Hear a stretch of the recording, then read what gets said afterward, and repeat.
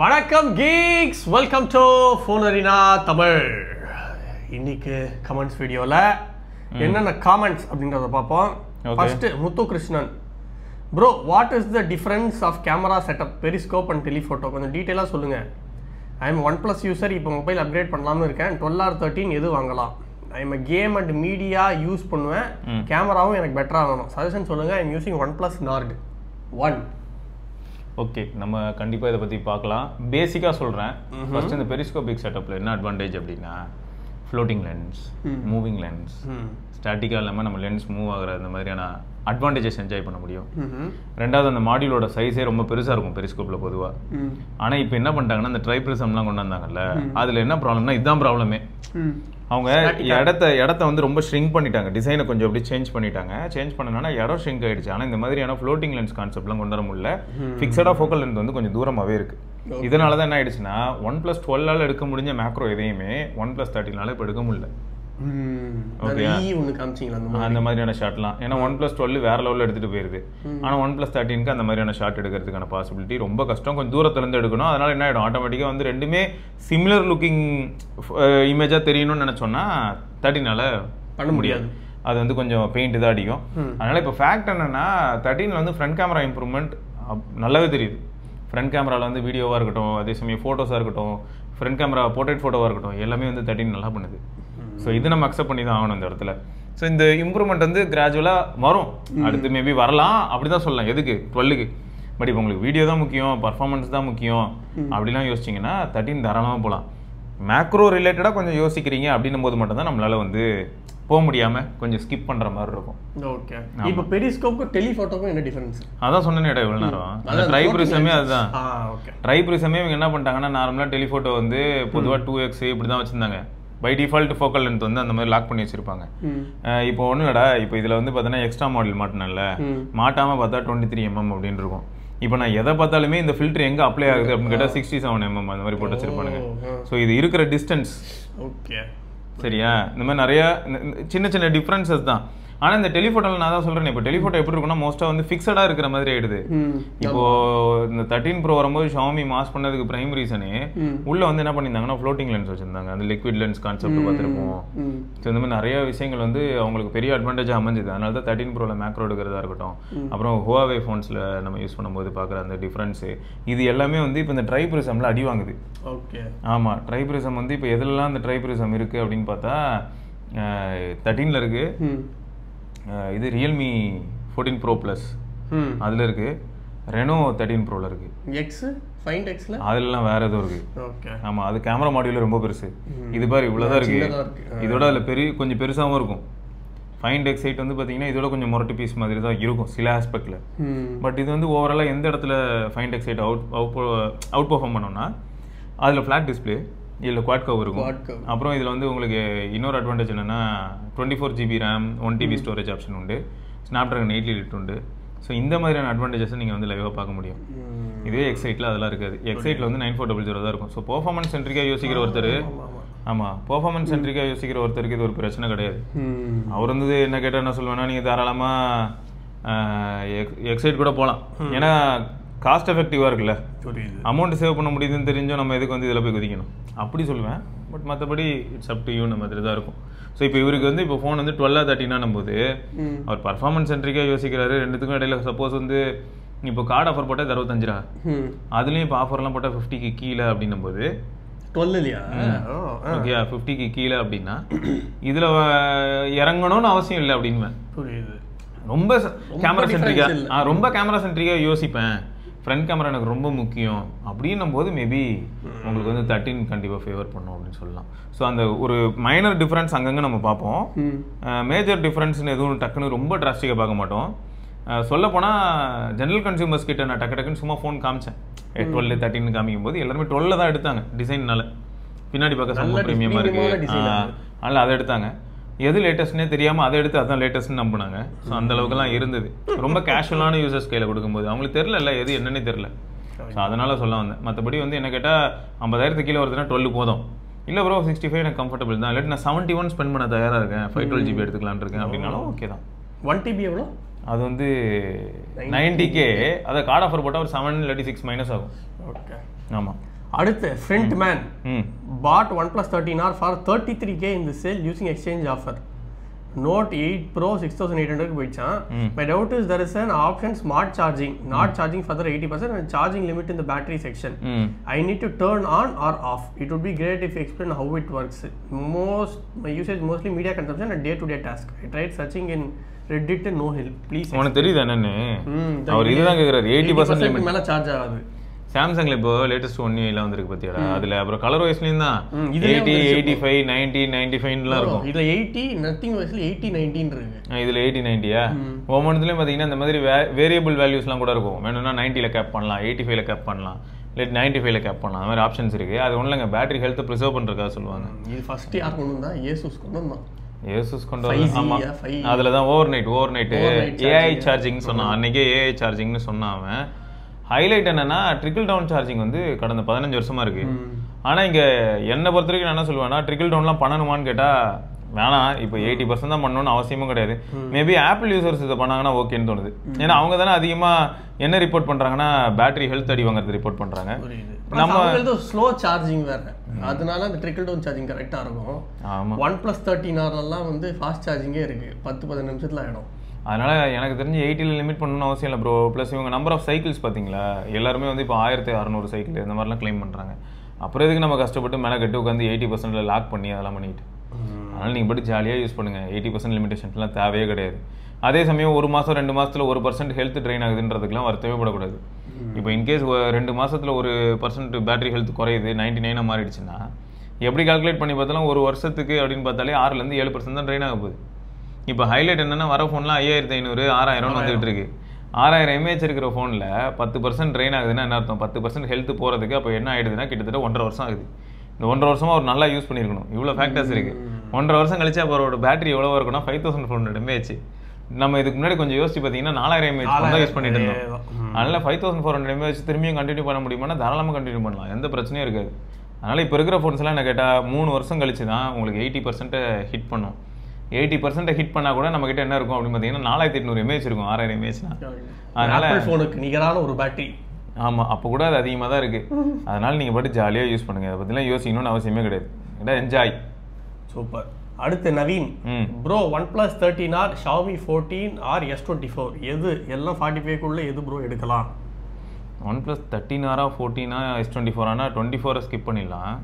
24 plus நல்ல phone, but இப்போ 24 skip பண்ணிக்கலாம். 14 கொஞ்சம் முரட்டு ஃபோனு. 13R நல்ல ஃபோன் தான் அப்படின்னா கேமரா ப்ளஸ் பர்ஃபார்மன்ஸ் வேணும் அப்படின்னா 14, இல்லை வெறும் பர்ஃபார்மன்ஸ் போதும் அப்படின்னா 13R. ஆமாம், ஓஎஸும் நல்லா இருக்கு. ஸோ அதனால தான் வந்து ஹைப்பர் எட்ஜ் ரீசெண்டாக இல்லை OnePlus Oxygen OS ரீசெண்டாக? ஹைப்பர் ஓஎஸ் நல்லா இருக்கா இல்லாட்டி ஆக்சிஜன் ஓஎஸ்ன்றியா? ரீசெண்டாக எது நல்லா இருக்கு அப்படிங்கிற? நான் வந்து அப்படியே பிளைண்டாக ஆக்சிஜன் OS தான் போவேன். ஆக்சிஜன் ஓஎஸ் நல்லா தான் இருக்கு. ஆனால் 14 தான் நமக்கு பிடிக்கிறதுக்கு சூப்பராக இருக்கும். என்ன கேட்டால் ஹைப்பர் ஓஎஸ்ல வந்து கஸ்டமைசேஷன் எங்கேயோ இருக்கு. இப்போ ஹைப்பர் ஓஎஸ் அப்புறம் இப்போ நான் சொல்லிட்டு இருந்தேன்ல வந்துட்டு விவோட ஆர்ஜின் ஓஎஸ் அது இங்கே இல்லையே. அது இங்கே இல்லை, ஆனால் ஆர்ஜின் ஓஎஸும் முரட்டுத்தனமாக இருக்குது ப்ரோஸ். அதை அக்செப்ட் பண்ணியே ஆகணும். பார்க்குறதுக்கு அனிமேஷன்லாம் இங்கே பாரு, இது தீம் வேறு ஒர்க் ஆகுது இப்போலாம். மேலே பாரு பேட்டரி இருக்கணும். தீம் இல்லாமல் ஹைப்பர் ஓஎஸில் தீம் போடுவோம்ல, நம்ம தீம்லாம் போட முடியுது. அதுவும் வேறு லெவலில் ஒர்க் அவுட் ஆகுது. செம்மங்க. ரைட், எது அப்போ 13R 14? Xiaomi 14க்கு ஒரு எட்ஜ் இருக்குங்க.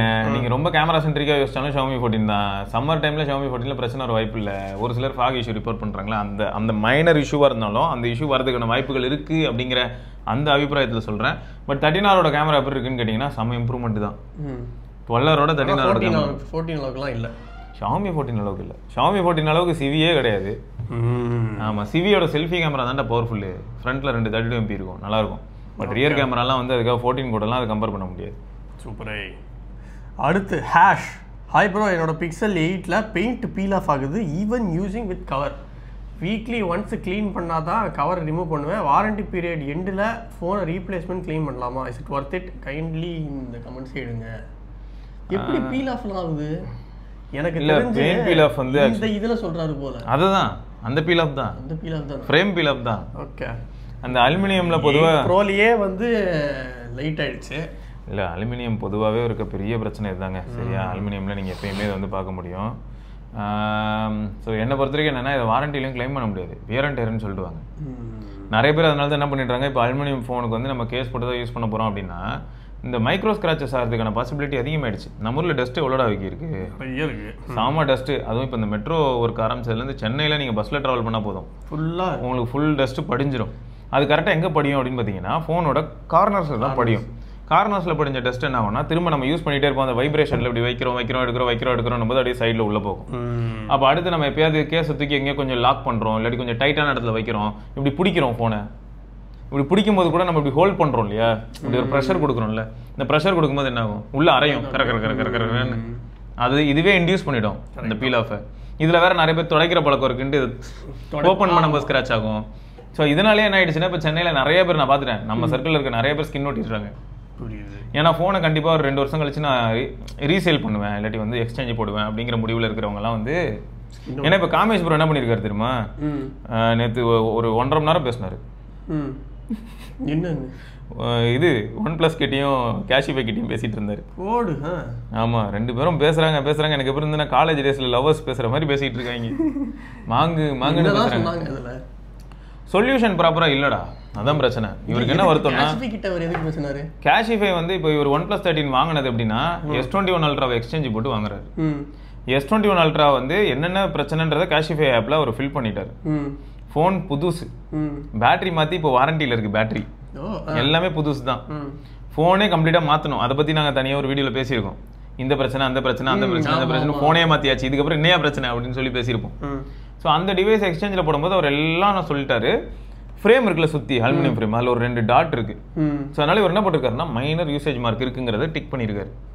ஸோ 20,700 கோட் ஆயிருக்கு S21 Ultraக்கு. ப்ளஸ் OnePlus வந்து 7,000 போனஸ் தரான். அதனால 27,000 சம்திங் வருது. சரி ஓகேன்னு சொல்லிட்டாரு. நேரில் Cashify வரான், வந்து பார்த்துட்டு என்ன பண்ணுறான், அவன் வந்து டெம்பரை பிக்கிறான், சுற்றி இருக்கிற ஸ்கின் எல்லாத்தையும் ரிமூவ் பண்ணிவிட்டு இதில் இப்படி இருக்குது அப்படி இருக்குது, இந்த இடத்துல 2 டாட் இருக்குது, இந்த டாட்லாம் இருக்கிறனால நான் வந்து 2,700 குறைக்கிறேன். டிஸ்பிளேல இல்லை, அவர் தான் சொல்லியிருக்காரு யூஸ்டு மார்க் இருக்குது, ஃப்ரேமில் 2 குட்டி டாட் இருக்குது, அதுக்கு 2,700 அவர் காண்டாயிட்டாரு. அவ்வளோதான், சாம் போட்டு OnePlus வெளுன்னு வெளுத்துட்டு இருந்தாரு. ஒரு பக்கம் Cashify போட்டு Cashify OnePlus போய் ஏன் வெளுக்கிறாருன்னா ப்ராப்பர் கம்யூனிகேஷன் இல்லைன்னு. அவன் எக்ஸ்சேஞ்ச் எடுக்க வேண்டியது Jan 12ன்னு வச்சுக்கேன், அவன் எக்ஸ்சேஞ்சை பற்றி ப்ராக்ரஸ் பண்ணதே 20th தான். இந்த 8 நாள் ஒரு மனுஷனுக்கு எப்படி இருக்கும், எல்லா நாளும் டிப்ரிசியேஷன் நடந்துகிட்டே இருக்கு ஃபோனோட வேல்யூ. ஸோ அந்த பஞ்சாயத்து போயிட்டு இருந்தது. Cashify சரியா ரெஸ்பாண்ட் பண்ணவே இல்லை. ஓகே, அப்போ என்ன ஆகுது, இவர் வந்து Cashify கிட்ட பேசுறாரு. Cashify கிட்ட பேசிட்டு இருக்கும்போது அவன் வந்து என்ன சொல்றான்னா, OnePlus உங்க பார்ட்னர் தானே, OnePlus தானே சொல்லியிருக்காங்க, அவங்க கோட் பண்ண வேல்யூ நீங்க கொடுக்கணும் இல்லைன்னு சொல்லி இவர் கேட்குறாரு. OnePlusலாம் எங்களுக்கு பார்ட்னர்லாம் இல்லைன்னு மாதிரி அவன் பேசுறான். பைத்தியகார்த்தமா இருக்கு. OnePlus ஆனால் எவ்வளோ ஜென்யூனாக பேசினாங்கன்னா, கால் பண்ணா இந்த மாதிரியான ஒரு அதாவது பிரச்சனை, இது ஒரு ப்ராப்ளம் இல்லையா. ஏன்னா இவர் வந்து என்ன சொல்றாரு, நான் எல்லாத்தையும் தெளிவாக கொடுத்துட்டேன், எல்லாமே நான் தெளிவாக சொல்லிட்டேன், எனக்கு இப்போ 27,700 வரணும், அதனால தான் நான் ஓகே சொல்லிட்டேன். இப்போ எனக்கு வந்து இவங்க பண்ணுறது மோசடியாக ஃபீல் ஆகுது. ஏன்னா OnePlus என்ன நினைப்பான்னா, டிவைஸ்க்கு ஃபுல் காசு எடுத்துக்கிட்டான், கிரெடிட் கார்டுலேருந்து எடுத்துக்கிறான் OnePlus, சரியா. இப்போ Cashify மூலமாக உங்களுக்கு காசு வந்துடும்ன்றது ஒன்று. ரெண்டாவது Cashify மூலமாக ஒரு 20,000 சில்லற வருமா, அதுக்கப்புறம் இது நடந்துருச்சுன்னு Cashify நோட்டிஃபை பண்ணுவானா OnePlusக்கு, அப்போ OnePlus 7K ரிலீஸ் பண்ணி விடுவான் இவருக்கு. இதுதான் நடக்கணும். இப்போ Cashify 20,700 தான் கொடுத்தான்னு OnePlusக்கு எப்படி தெரியும்? டிக்கெட் மட்டும் தான் க்ளோஸ் ஆகும். இந்த ஆளுக்கு வந்து நமக்கு வந்து எக்ஸ்சேஞ்ச் போட்டாரு, எக்ஸ்சேஞ்ச் க்ளோஸ் ஆயிடுச்சு, அவன் 15,000க்கு எடுத்தாலும் OnePlus என்ன பண்ணுவானா 7,000 ரிலீஸ் பண்ணுவான், அவ்வளவுதான். OnePlusக்கு லாஸ்ட்னு எதுவும் கிடையாது. OnePlus கிட்ட ஏறினாரு. அவங்க என்ன கடைசியில் என்ன சொல்லிட்டாங்கன்னா, இல்ல நீங்க இவ்வளவு மோசமான நிலைமைக்குள்ள போகணும்னு அவசியம் இல்லை, நான் கண்டிப்பா நாங்க Cashify கிட்ட பேசுறோம் அப்படிலாம் சொல்லிட்டு, Cashify வந்து எது கேட்டாலும் இல்லைன்னு சொல்றாங்களே அப்படின்னு, இல்லையே ஆக்சுவலா அவங்க தான் எக்ஸ்சேஞ்ச் பார்ட்னர் அப்படின்னு இவங்க சொல்றாங்க. அவனுங்களை கேட்டா எனக்கு 1000 பார்ட்னர் இருப்பான், இவெல்லாம் ஒரு ஆளான மாதிரி பாக்குறான் அவன். சரியா, துடிப்பு ஆயிடுச்சு அவனுக்கு. அதான் அதனாலதான் அது வீடியோ வச்சிருக்கேன், மொத்த கான்வர்சேஷனும் வச்சிருக்கேன். அது காமேஷ் ப்ரோ செம ஃபன்னு, கேமரா பண்ணு 4Kல வேற போனை வச்சு மைக்கை வச்சு ஆன் பண்ணிட்டு அந்த கால் ஃபுல்லாக போய்கிட்டு இருக்கு, நாள் பொறுமையாக பேசிகிட்டு இருப்பார். இதில் OnePlusோட சர்வீஸ் சென்டரில் ஒரே ஒரு பிரச்சனை மட்டும் இருந்தது, சர்வீஸ் சப்போர்ட்டில். ரியல்மிக்கு நான் பேசினேன், அந்த டைப் சி பட்ஸ் பிரச்சனை இருந்தது இல்லையா, ஒயர்டு. அப்போ ரியல்மிக்கு கால் பண்ணும்போது இங்கிலீஷு, ஹிந்தி, தமிழ், தெலுங்கு எல்லாமே இருந்தது ஆப்ஷனு. OnePlusல இருக்கிறது பார்த்தோன்னா இங்கிலீஷு, ஹிந்தி, மராத்தி, கன்னடா. வேற எதுவுமே கிடையாது, வேற லாங்குவேஜே கிடையாது. துச்சமா எண்ணிட்டீங்க எங்களை. இவர் செம்ம காண்டாயிட்டாரு. இது ஒண்ணு ரியல்மில இருக்கு, OnePlusல இல்ல. அடுத்து ஷாமி எந்த அளவுக்கு போயிடும்னா, ஷாமி சப்போர்ட் நீ கால் பண்ணனா விக்னேஷ் நம்பர் இருக்கு இல்லையா, ஒரு தடவை நீ அந்த ஐவிஆர்ல சூஸ் பண்ணுவல தமிழ்னு, அதனால பர்மனண்டா விக்கி கால் பண்ணாலே தமிழ்ல தாண்டா பேசுவோம். எல்லா தடவையும் நீ கால் பண்ணாலே அந்த 1 அழுத்தம் 2 அழுத்தம்லாம் வராது, டேரக்டா தமிழ்ல போகும். பரவாயில்ல. OnePlusோட R&Dயே தெலுங்கானால இருக்கு, தெலுங்கு இல்ல. சரியா? ஸோ இதுதான் நிலவரம். ஸோ அப்போ அவர் என்ன சொல்றாருன்னா, 10 நாள் முன்னாடி ஒரு கால் பேசியிருக்காரு OnePlusோட. அவங்க அன்னைக்கு வந்து, ஏன்னா இவருக்கு என்ன சொல்றாருன்னா, இங்கிலீஷ்ல எனக்கு புலமை கிடையாதுங்க, இங்கிலீஷ்ல எனக்கு ரொம்ப சூப்பரா வராது. அப்போ நான் என்ன சொன்னேன்னு அவங்களுக்கு புரியுதா, இல்லை அவங்க என்ன சொன்னாங்கன்னு எனக்கு புரியுதானே புரியல. 10 நாள் முன்னாடி என்ன சொன்னாங்கன்னா 48 ஹவர்ஸ்க்குள்ள இந்த இஷ்யூ நான் ஷார்ட் டவுன் பண்ணுவேன்னு சொன்னாங்க.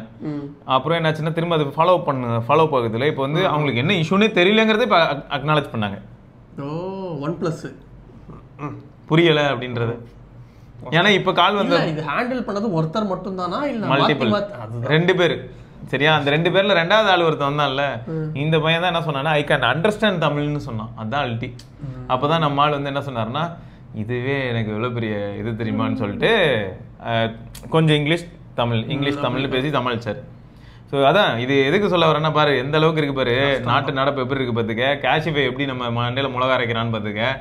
அவங்களுக்கு டார்கெட் இருக்கும், சார் வாங்க சார் அப்படின்னா கொஞ்சம் ஃபேமஸ் ஆனோடனே இல்ல அவங்களுக்கு டார்கெட் இருக்குங்கிறதுலாம் எனக்கு புரியுதுடா. பட் இங்க வந்து ஒரு கன்சியூமர் உள்ள வரும்போது அந்த கன்சியூமருக்கு வந்து நீங்க ஃபேவரபிள் எதுவுமே பண்ண மாட்டீங்கன்னு அப்புறம் எதுக்கு கன்சியூமர் வந்து உங்களை சூஸ் பண்ணணும்? கரெக்ட் தான். இதுதான் அவரோட காண்ட். அவர் என்ன சொல்றாரு, இது நான் வெளியே வித்துருவேனே. OnePlus கிட்ட என்ன கேட்டாருன்னா, இந்த போனஸ்னு ஒன்று சொன்னியே, அந்த போனஸை பேசாம எனக்கு கூப்பனா கொடுத்துரு, நான் வெளியிலேயே போனை வித்துட்டு போறேன். கரெக்டா தான். அந்த காண்டில் தான் பேசிட்டு இருந்தாரு. Most fellows. அதுக்கு ரிசல்ட் ஆச்சா இல்லையா? இப்போ இன்னைக்கு ஆகும்னாங்க, இன்னைக்கு ரிசல்ட் ஆகலையா? அப்ப பாத்துக்க. ஓகே, 20,000 ரூபாய் காமேஷ் ப்ரோ கிடைக்க நம்ம எல்லாரும் ப்ரே பண்ணுவோம். அடுத்து அசோஸ் ப்ரோ, நான் Vivo X100 Pro வச்சிருக்கேன். கேம் பிளே பண்ணும்போது மேக்ஸ் கிராஃபிக்ஸ் வச்சாலும் அது மற்ற ஃபோன்ஸ் மாதிரி கிராஃபிக்ஸ் இல்ல. ஃப்ரீ ஃபயர் அண்ட் ஃபார்லைட், இது டிமென்சிட்டி தான் காரணமா? ஆமா ப்ரோ, நீங்களே ஆன்சரை சொல்லிட்டீங்க. டிமென்சிட்டி தான் காரணம். இதுக்கு ஒரு பெஸ்ட் எக்ஸாம்பிள் சொல்கிறேன் ப்ரோ. இந்த சாம்சங் வந்து ஈவெண்ட்டில் சொல்கிறானுங்க, நாங்கள் வந்து எல்லா கேம் கம்பெனிஸ் கூடயும் ஒர்க் பண்ணுறோன்னு சொன்னானுங்க ப்ரோ. எனக்கு அந்த மாதிரியான வார்த்தையை கேட்கும்போது எப்படி இருக்குன்னா, ஆப்பிள் இப்படி சொல்லுவாங்க முன்னெல்லாம், நீங்கள் டெவலப்பர்ஸ் எல்லாரும் கூடயும் நாங்கள் ஒர்க் பண்ணுறோம், கேமிங் டெவலப்பர்ஸ் கிட்ட ஒர்க் பண்ணுறோம். ஏன்னா அவங்களோட ஜிபியூக்கு ஏற்ற மாதிரி அவங்க ஒரு சில ஒர்க் எக்ஸ்ட்ரா பண்ணுவாங்க. இந்த ரேட் ரேசிங் இருக்குன்னா ரேட் ரேசிங்க்கு ஒர்க் பண்ணுவாங்க, இந்த மாதிரிலாம் பண்ணுவாங்க. நான் இதான் இதுக்கு முன்னாடியே சொல்லியிருப்பேன், ஒரு 1 இயர் முன்னாடி நம்ம பேசும்போது நான் சொல்லியிருப்பேன், இந்த மாதிரி வந்து சாம்சங் S23 அல்ட்ராவில் நான் பீச் பைக் ஆடுறேன், வேற ஃப்ளாக்ஷிப்பில் ஆடுறேன். S23 அல்ட்ராவில் விளையாடுறேன், அதே கேம், அதே லொக்கேஷன், அதே கார், அதே கேரக்டர் எல்லாமே. ஆனால் 3D ரெண்டர் பயங்கரமாக இருக்குது. ஒரு ரிஃப்ளெக்ஷன் வருது, ஒரு க்ளவுடோட ரிஃப்ளெக்ஷன், ஒரு சன்னோட ரிஃப்ளெக்ஷன்லாம் எக்ஸ்ட்ராவாக தெரியுது எனக்கு டீட்டெயில்ஸ். ஸோ இது வந்து ஒரு ஃபேக்ட் தான் ப்ரோ. ஸோ அப்போ என்ன ஆகுதுன்னா, இப்போ மீடியாடெக் சைடுக்கு அவங்க வந்து டெவலப்பர் என்ன மாதிரி ஒர்க் பண்ணியிருக்காங்க, மீடியாடெக்கு வந்து இருக்கக்கூடிய ஜிபியூக்கு அவங்க என்ன மாதிரி ஒர்க் பண்ணியிருக்காங்கிற ஒரு சில ஃபேக்ட்ஸ் இருக்க தான் செய்யுது. இதை நம்ம அக்செப்ட் பண்ணி தான் ஆகணும். ஆமாம். ஸோ இப்போ மீடியாடெக் வந்து இதில் சாலிடாக கொண்டு போகணும். இப்போ சிம்பிளாக சொல்லணும்னா, X200 ப்ரோவையும் X100 அல்ட்ராவையும் கம்பேர் பண்ணால் ரொம்ப பெரிய டிஃப்ரென்ஸ் இருக்குது. ஆனால் இல்லை, ஆனால் ஒரு சின்ன டிஃப்ரென்ஸ் இருக்குது. அது ஏன் இருக்குன்னு தான் எனக்கு புரியல. ரெண்டுமே ஒரே சென்சார், ஒரே லென்ஸு, எல்லாமே சேமு, ஆனால் ப்ராசஸர் மட்டும் மாறுது இல்லை. அது மட்டும் இல்லை, ஆனால் இவங்க யூஸ் பண்ணுறது V3+ சிப்புன்னு சொல்கிறாங்க. அப்படி இருந்தாலும் அப்போ ஏன் ரிசல்ட் மாறுது? V3+ தான் இதுலேயும் இருக்குது, V3+ தான் X200 ப்ரோலையும் இருக்குது. அப்புறம் ஏன் மாறிச்சு? ஸோ இந்த மாதிரி சைலண்ட்டாக சில இடங்களில் ஸ்னாப்ட்ராகன் நல்லா தான் பண்ணுது. அதனால தான் நான் வந்து இப்போ ஸ்னாப்ட்ராகன் சப்போர்ட் பண்ணணும்னு சொல்ல வரல. அப்போ குவால்காமோட சிப்புக்கு பின்னாடி இருந்த R&D தெரியுது வெளியில். இவ்வளோ வருஷமாக ஒர்க் பண்ணி அவங்க பண்ண டேட்டா அது வந்து அங்கங்கே லைட்டாக தெரியுது. ஆனால் என்ன பிரச்சனைனா, எப்பயுமே தெரியுதுதான்டா, இது என்னென்னா 15,000க்கு ஒரு சைக்கிள் வாங்குறேன். அந்த 15,000 ரூபா சைக்கிள்லேருந்து 45,000 ரூபா சைக்கிளுக்கு இருக்கிற டிஃப்ரென்ஸ் பார்த்துன்னு வைங்க, ரொம்ப மைனராக தான் இருக்கும். ஆனால் ப்ரைஸ் பார்த்து எவ்வளோ இன்வால்வ் ஆகுதுன்னு. ஏன்னா அதுக்கு பின்னாடி என்னெல்லாம் மாறும் அப்படின்னு பார்த்தோன்னா, வெளியில் இருக்க கேபிள் வந்து உள்ள சென்டர் ஃப்ரேம் இருக்குல்ல, அது உள்ளே போய் வரும் கேபிள். ஏஸ்தட்டிக்ஸ் மாறும், பாடி ஃப்ரேம் மாறும். ஆனால் பார்த்தா சைக்கிளாக தான் இருக்கும். நீங்கள் என்ன சொல்லுவீங்கன்னா, ஐயோ 15,000க்கு சைக்கிள் இருக்குது, அது என்ன 45,000ங்கிற 30,000 ரூபா வித்தியாசத்துக்கு என்னையா காமிச்சு அப்படின்னு கேட்கலாம் நீங்கள். ஆனால் 30,000 ரூபா வித்தியாசத்துக்கு அவங்க என்ன பண்ணியிருப்பாங்கன்னா, அதே சைக்கிள், அதே ஃப்ரேம், அதே கலர்லேயே கூட இருக்கும். ஆனால் ஒரு சில விஷயங்கள்லாம் பண்ணியிருப்பாங்க எக்ஸ்ட்ராவாக, வந்து ஏரோடைனமிக்ஸ் ஆகட்டும், இல்லாட்டி வெயிட்டு, ஸ்ட்ரக்சரு, வெல்டிங் அடிக்காமல் ஃப்ரேம் இருக்கும், ஒரே ஃப்ரேமில் சிங்கிள் மெட்டலில் லைட் வெயிட்டாக இருக்கும். நிறைய. சிவா வந்து ஒரு சைக்கிள் வாங்கியிருக்காரு 1.5 லட்சத்துக்கு, செம்மையாக இருக்குது அந்த சைக்கிள். நீ இந்த மாதிரி சொல்லிட்டு போயிருக்கியா? அவர் நேற்று நிறைய பேர் என்கிட்ட வந்து பர்சனலாக கேட்டு போனாங்க, என்னன்னு இது நிஜம் விவோ அனுப்பிச்சான், இந்த மாதிரி வேலையை பார்த்து விடாத. என்ன ஆயிடுதுன்னா, அன்னைக்கு ஒரு நாள் சைக்கிளில் போயிட்டு இருக்கேன், எங்கள் ஏரியாவில் தான் ஸ்கை பார்க்கில் ஒருத்தர் இருக்காரு, அவர் ஸ்கை பார்க்கில் குரோம்பேட்டில் அந்த 200 ஃபீட் ரேடியல் ரோடில் சைக்கிளிங் போயிட்டு இருக்கேன் ப்ரோ நீங்களா அப்படின்னு சொல்லி பேசிட்டு இருந்தார். ப்ரோ அப்புறம் நீங்கள் ஆக்சுவலாக எவ்வளோ நாள் ப்ரோ ஆர்மியில் இருந்தீங்கன்னு வேறு கேட்குறாங்க. நான் அவர்கிட்ட சொன்னேன், இவன் பாட்டுக்கு ஏதாவது சொல்லிட்டு போயிடுவான், ஆர்மியில் இருந்தால் நான் ப்ரோ இங்கே வரேன், நான் பாட்டுக்கு அதிலே இருந்திருப்பேன் அப்படின்னு தான் சொல்லிட்டு இருந்தேன். அவர் வந்து நாட்டுக்காக தன்னோட அர்ப்பணிச்சதை போதும் அப்படின்னு இப்போ டெக்கு உலகத்தை வந்து தட்டி கேட்க வந்திருக்காரு. அதான் வந்து ஆல்ரெடி நிறைய பேர் சொல்றது கேட்காம என்னென்னமோ தட்டிட்டு இருக்காங்க.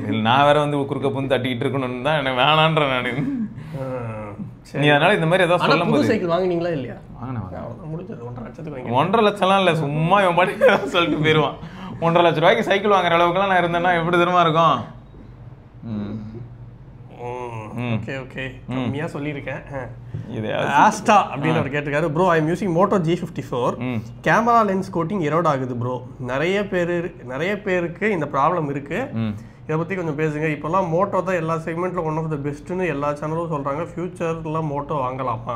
ப்ரோ மோட்டோ நிஜமாக நல்லா இருக்கு. அது எந்த விதத்துலன்னா ப்ரைஸ் டு ஃபீச்சரில் தான். லாஞ்சிடிவிட்டி பற்றி யாராலையுமே பேச முடியல.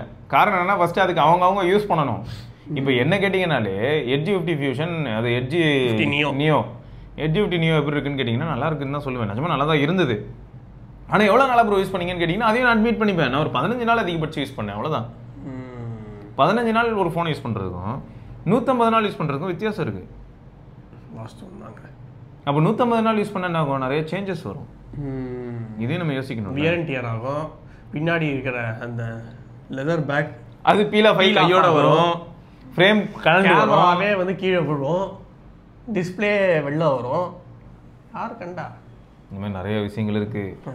நம்ம ஆடி போய் அசைஞ்சு அது மாதிரி இருக்குது. ஸோ இது வந்து அக்செப்டபிள் கிடையாது. பட் இந்த மாதிரியான இஷ்யூ இதுக்கு முன்னாடி நான் பார்த்துருக்கேன். நீங்கள் சொன்ன மாதிரி ஒன்றில் என்ன ஒன்றா இப்போ S24 ஒரு இஷ்யூ பார்த்தியா, ஞாபகம் இருக்கா? S24 சீரிஸ் வந்து ஆகுது இல்லை, அந்த மாதிரி ஆகுதுடா. ஆனால் கேமராவில் எதுக்கு கோட்டிங் எரோட் ஆகுது? கேமரா லென்ஸ் இந்த லென்ஸ் மேலே ஒரு மாதிரி எப்படி இருக்குன்னா தண்ணி மேலே ஆயில் சொட்டு விட்டா அந்த மாதிரி ஆகிடும்டா. ஓகேயா, அந்த மாதிரி ஆகும் எக்ஸ்டர்னல் கிளாஸில்.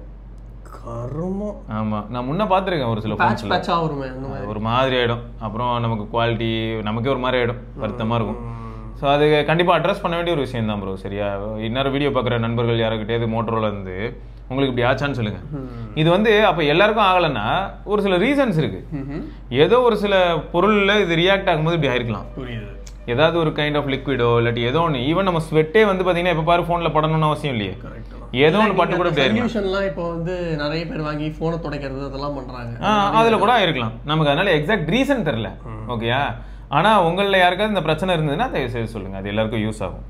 ஓகே, அடுத்து வைப்பர் கார்த்திக். ஹாய் டீம், எனக்கு ஒரு டவுட் இருக்கு. நான் Xiaomi 14 யூஸ் பண்றேன். அதுக்கு இப்போ ஒரு ரகட் கேஸ் ஆர்டர் போட்டிருக்கேன். அது பேக் சைட்ல மேக்னெட் இருக்கு. இப்போ அதனால ஃபோன் வயர்லெஸ் சார்ஜ் ஸ்பீக்கர்ல இருக்கிற மேக்னெட் பவர் ஃபியூச்சர்ல கம்மி ஆகுமா ஆர் நோ ப்ராப்ளம்?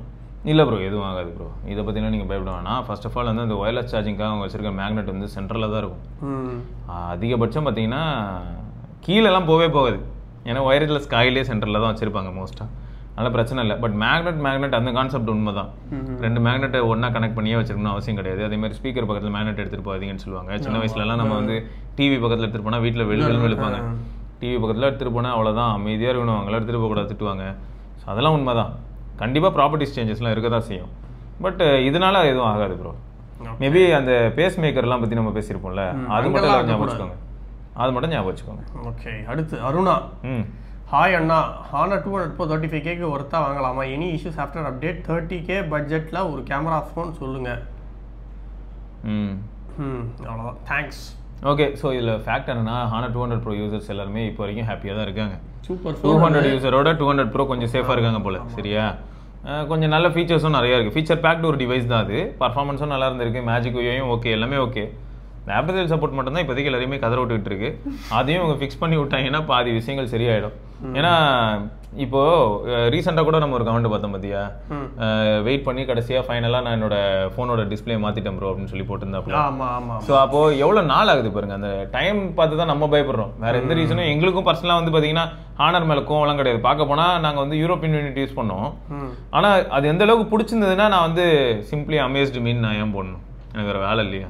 நிஜமாக நல்லா இருந்தது. ஃபில்டர் நல்லா இருந்தது, கேமரா நல்லா இருந்தது, வீடியோ கூட பார்த்தீங்கன்னா ஃப்ரண்ட் கேமரா வீடியோ அவ்வளோ சூப்பராக இருந்தது. ஸோ இவ்வளோ விஷயங்களும் என்ஜாய் பண்ணனால தான் நல்லா இருக்குது அப்படின்னு சொல்லியிருந்தேன். பட் ஆஃப்டர் சேல் சப்போர்ட்ல இப்படி ஆப் அடிப்பாங்கன்னு எதிர்பார்க்கல. ரெண்டாவது இந்தியன் யூனிட்டுக்கும் யூரோப்பியன் யூனிட்டுக்கும் இந்த மாதிரி ஓஎஸ்ல டிஃபரன்ஸ் இருக்கும்னு எதிர்பார்க்கல. ஃபீச்சர் ட்ராப் ஆகிறதெல்லாம் ஏன்னா கால் ரெக்கார்டிங் மாதிரியான விஷயங்கள் வந்து இந்தியாவுக்கு லேட்டராக கொடுக்குறாங்க. பட் அதுக்கெல்லாம் எதுவுமே கொடுக்கல. அதே சமயம் அந்த ஊரில் வேற ஒரு சில ஃபீச்சர்ஸ் இருக்கு, நம்ம ஊரில் இல்லை. ஸோ இந்த மாதிரியான வித்தியாசங்கள் வந்து கொஞ்சம் கடுப்பு தான். ப்ளஸ் கொடுக்குற அப்டேட் மூலமாக வந்து ஃபோனோட பர்ஃபார்மன்ஸை ட்ராப் பண்ணதெல்லாம் கடுப்பான விஷயம். ஸோ இதெல்லாமும் நாங்கள் பார்த்தோம். ஸோ இதெல்லாம் தெரிஞ்சதுக்கு அப்புறம் தான் கொஞ்சம் நாங்கள் பயப்பட ஆரம்பிச்சோம். இப்போ ஆஃப்டர் சேல் சப்போர்ட்டில் போயிட்டு கீழே போட்டு உடச்ச ஃபோனுக்கு நம்ம டிஸ்பிளே மாற்ற போய் நின்னா 1.5 மாதம் ஆகும்னு சொல்லும்போது என்ன ஆகும்? அப்போ அந்த ஃபோன் 1.5 மாதம் யூஸ் பண்ண முடியாது. ஸோ இந்த மாதிரியான பிரச்சனை வந்து இந்த பிக்சல் மோட்டரோலா தான் பண்ணுவாங்க. ஆனால் இவனுங்க அதுக்கும் பல படி மேலே போயிடுறாங்க. நாங்களாம் பயத்திலே இருக்க வேண்டியதாக இருக்கு. கடைசி வரைக்கும் பீதியிலேயே சுற்றிட்டு இருக்காங்க சார். இதுவரையா அப்படிதான் இருக்குது தெரியுமா? கடுப்பாக இருக்குங்க. அதனால இதை மட்டும் அவங்க ஃபிக்ஸ் பண்ணிட்டாங்கன்னா தைரியமாக நாங்கள் ரெக்கமெண்ட் பண்ண ஆரம்பிச்சிருவோம். கரெக்ட். ஹானர் வாங்கலாம், நல்லா தான் இருக்குது அப்படின்னு சொல்லுவோம். இப்பயும் ஹானர் நல்லா தான் இருக்குது. இந்த பிரச்சனை தான் பயமாக இருக்குது. அப்டேட் கொடுத்து அதுக்கு தலைகீழ மாற்றுறது, அப்புறம் வந்து ஃபோன் வந்து ஏதாவது பிரச்சனை வந்து அந்த ஒரு பயம் தான். மிச்சப்படி சூப்பர் ஃபோன். கிரீன் கலர் வாங்க, நல்லா இருக்கும். ஓகே, இனி ஒரு கடைசி comment. Bro X7 Pro or OnePlus Nord 4, which one to buy? X7 Pro, OnePlus Nord 4. Nord 4. X7 Pro-ஓட Nord 4 தான் மாசு. அது பர்ஃபார்மன்ஸ்னு வரும்போது X7 Pro மாசு. ஆனால் X7 Pro-ல வந்து கொஞ்சம் ஹீட்டிங், அன்ஸ்டெபிலிட்டி இந்த மாதிரியான விஷயங்கள்லாம் உண்டு. எப்போ பாரு ஏதோ ஒரு பிரச்சனை அதை சுற்றி இருந்துக்கிட்டே இருக்கும். நெட்வொர்க் ரிசப்ஷன் மாதிரியான விஷயங்கள்ல நார்டு ஒரு தண்டமாக இருந்தது. ஆனால் இன்னைக்கு Nord 4-லாம் மாஸ் பண்ணது நெட்வொர்க்கில் நிறைய கிராஷ் அதெல்லாம் வேற இருந்தது போல. மச்சான் சொல்லிக்கிட்டு இருந்தாரு. அது வந்து ஃபிக்ஸ் ஆயிடுச்சு. இருந்தாலும் வந்து பார்த்தோன்னா 840 அல்ட்ராலாம் அது வர வாய்ப்புலாம் இல்லைடா. இவன் வேற ஒருத்தன் அது மேலே என்ன வன்மம் தெரியல. நல்ல ஃபோன் தான். ஆனால் அது வந்து கொஞ்சம் Nord 4 அளவுக்கு கன்சிஸ்டன்சி இல்லைங்கிறது அது அர்த்தம். அதான் சொல்கிறோம். அதுக்காக இப்போ Nord 4 X7 எவனுமே மதிக்கலையா? X7 வந்து என்ன எல்லாரும் என்ன நினைக்கிறாங்கன்னா 20K செக்மெண்ட் ஃபோன்றா. இவங்க 30K பட்ஜெட்னால இதை பார்க்குறாங்க. நியாயமா பார்த்தா X7 நல்ல ஃபோனு. X7 பத்தி எந்த கமெண்ட்டும் வரவே இல்லையே. அது காரணம் என்னன்னா Redmi-ல Note 14 Pro இருக்கு. பாவம்யா, எங்க எவ்வளவு கஷ்டப்பட்டு ஒரு நல்ல ஃபோன் பண்ணிருக்காங்க. அது ஆக்சுவலா அதான் Redmi Note 14 Pro தான் அது. Note 14 Pro ஓகே நல்லா இருந்தது. ப்ராசஸர் மட்டும் தான் கொஞ்சம் கலரிங்லாம் நல்லா இருந்தது. ஆனா இது சூப்பர். அதோட இது சூப்பர். லுக்லாம் தரமா இருக்கு. சூப்பரான ஃபோன் இது. ஆமா. மேசிவா இருக்கு. இன்ஃபேக்ட் நீங்க வந்து Moto Edge 50 Neo அதனால தான் போறதுக்கு நீங்க இதுக்கு போயிடலாம். இப்போ விக்கி என்ன மைண்ட் செட்ல இருக்கான்னா OnePlus 13 வேணான்னு சொல்லிட்டான் என்கிட்ட. நான் வந்து இதுலயே இருந்துக்கிறேன், OnePlus 13லாம் ஒரு ஃபோனா அப்படின்னு சொல்லிட்டான். குடுங்க சாமி, சட்டை போடணும். சரிங்க, ரைட்டு. இதெல்லாம் தான் என்னோட கமெண்ட்ஸ். அண்ட் வேற ஏதாவது டவுட் இருந்ததுன்னா இந்த கமெண்ட் வீடியோ கீழே போடுங்க. அடுத்த வாரம் இன்னொரு வீடியோல நாங்கள் பற்றி ஆன்சர் பண்ணுறோம். ஸோ கொஞ்சம் பார்த்து போடுங்க, உடஞ்சிடாம. நீங்கள் கொஞ்சம் கவனமாக ஹேண்டில் பண்ணிங்கன்னா கமெண்ட் செக்ஷன் சேஃபாக இருக்கும். அதுக்கு தான். சரி, ஓகே. பாப்போமா? பார்ப்போம். பை.